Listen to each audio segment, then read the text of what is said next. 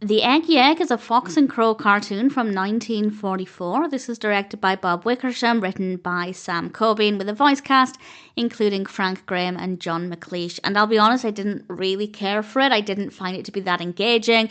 There were some okay moments, but in general, I didn't love it. The crow receives two refugee eggs and he needs to look after them. But then the fox comes along. He is egg collecting, and the crow tries to use nostalgia to prevent him from collecting the eggs. They then have a sing-song, which was quite nice. I didn't love a lot of the angles. There were some really peculiar angles from kind of behind the piano looking at the characters, and it just wasn't very nice. I didn't think it looked very good. And then they have a bit of a dance, and then I won't say how things conclude. I won't give away the ending. I don't have any issues with the ending. I don't have any problems with, I guess, the way the narrative developed. I just found it to be really boring, and I just don't think it was a particularly great concept.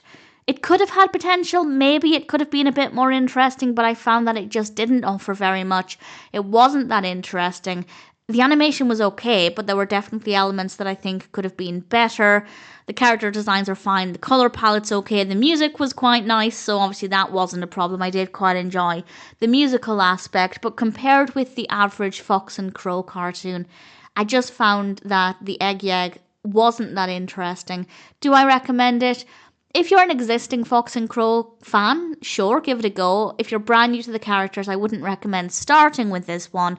But if you think there's a chance you'll like it, then by all means, give it a go. I didn't love it, but thankfully I've seen enough Fox and Crow to know that I like the characters. I generally like the cartoons. I guess week one, in my opinion, every now and then, isn't so bad. I didn't love it, but thankfully they're usually much better, so I can't complain too much. The Egg-Yegg, for me, just wasn't very good.